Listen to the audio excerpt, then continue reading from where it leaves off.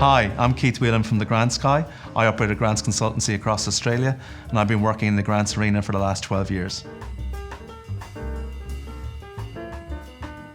In preparing for a grant application, I think it's very integral to look at the 3 C's, the 3 R's and the 3 P's. And let me go through those with you. From a grant writing perspective, it's very important to think about being clear, concise and compelling in terms of writing a well-written grant application. In terms of the 3 R's, it's very much understanding research, relationship and reporting.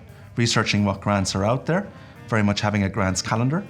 Relationship with the funding body, talking to them in advance about assessing and attaining the viability of your application. And the reporting, the due diligence, the auditing, the acquittal, the evaluation, inherently that you should be doing as a tennis club anyway, but obviously very important in terms of the grants. And then the 3 P's. I wouldn't be grants ready without a plan, a process and a procedure about how to tackle grants.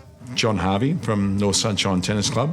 I suppose jack of all trades there, but overall just try to be president and oversee most of the things that happen. Main role that I get my hands dirty in is around the infrastructure and the planning of that and trying to look a few years ahead.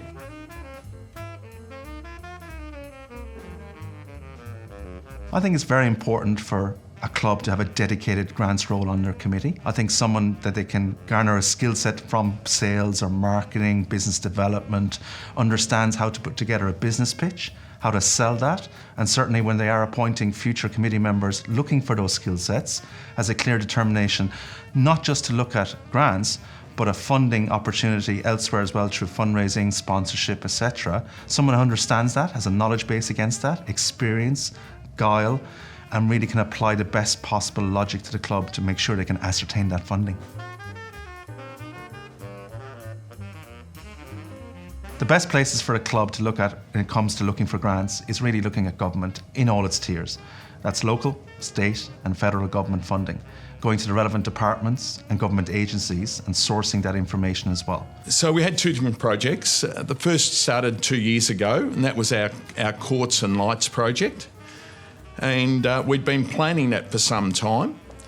So the first thing we did there was got council involved to make sure that they would get on board, because it's their land, first and foremost. And so we really come up with a good design ourselves as to what we would think would work. We also took on board suggestions from the council and from Tennis Victoria. And then we had been working on the funding for some time ourselves. So we'd saved about $80,000 to put to those courts, and then we had to look for some other external funding, and part of that we got through our local MP through a Commonwealth Government grant where we put in 20,000 and they put in 20. The other part we got a grant through the Tennis Australia through their National Court rebate. The second grant we got's for our club rooms. At the moment we've got no change rooms, we've got no female facilities, friendly facilities, so all that, again, we'd been planning for a long time. We'd had council and Tennis Victoria out and talked about what the ideal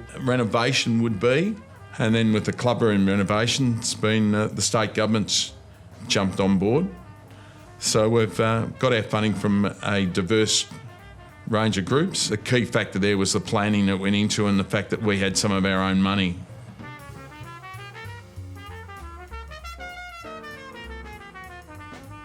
I think one of the most common reasons that grants applications are unsuccessful is predominantly that people are not answering the question. And that may sound blatantly obvious, but people aren't. They're misreading the question or misinterpreting the question, and they're not providing the answer that we want. So I'd advocate again to clubs to really A, read the question, break down the question, and really look at the key words, and then B, replicate that in your answer, match and align to the key words.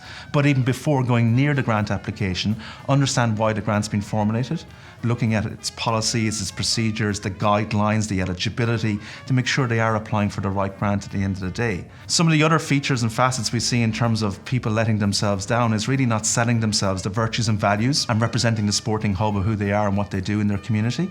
So sell the ongoing effect, the real benefits of this funding and what it's going to translate into basically for over a period of time and for the community at large. I think clubs should look at working with Tennis Victoria and their club development officers to assist them in identifying grants and applying for grants and delivering on those grants as well. Pulling all those groups together and liaising and collaborating was incredibly important, and of course it doesn't happen overnight.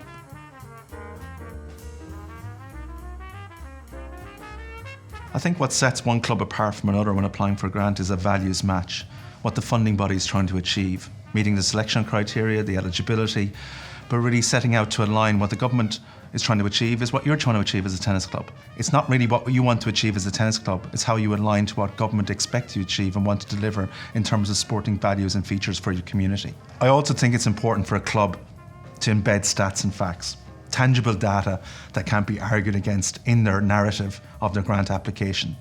And if you don't have that qualitative or quantitative data, make sure you work with your Tennis Vic representative to help you ascertain that data, insert that data, and substantiate your argument in the grant application. So what I always say is make a statement and back it up in your grant's answer. It's a club that comes prepared, is a club that wins the grant. The first thing is to be really persistent, to be really well planned, not just trust the stuff that different organisations will tell you is right. Make sure you do your own homework. Make sure you work well, in collaboration with Tennis Victoria and your local council. And those three things come together. The things you can achieve over time with putting in your own money, which tells people you're genuine, can be absolutely astronomical. I think for a club, as part of your thriving tennis community's discussion, you need to work through that system of really the project comes first before you do the ask in terms of grants, and aligning it against not only tennis priorities but sporting priorities and community priorities, then to align to government priorities. That's having a framework against that. So the plan must come first, plus the budget. And again, utilise Tennis Victoria's resources that are there to help you with that before you go anywhere near a grant application. I think it's important for a club to understand that they need to be proactive rather than reactive, and grants are an investment, not a handout. So think about this basically as an investment into your club, and what are you going to do to garner that investment and entice people to invest into your club, into your tennis community and sport in general in the area you are. Again, that means having a business case and really selling the virtues and values of your tennis club basically to those who are not indoctrinated into what tennis is and the sport that you provide for the community at large and the benefits that you provide to the community at large. So reach out to your Tennis Vic Club Development Officer, not only to engage them and make them understand what you're applying for, but to get their assistance. Well, that's vital. If the relationship with council isn't right, you will battle.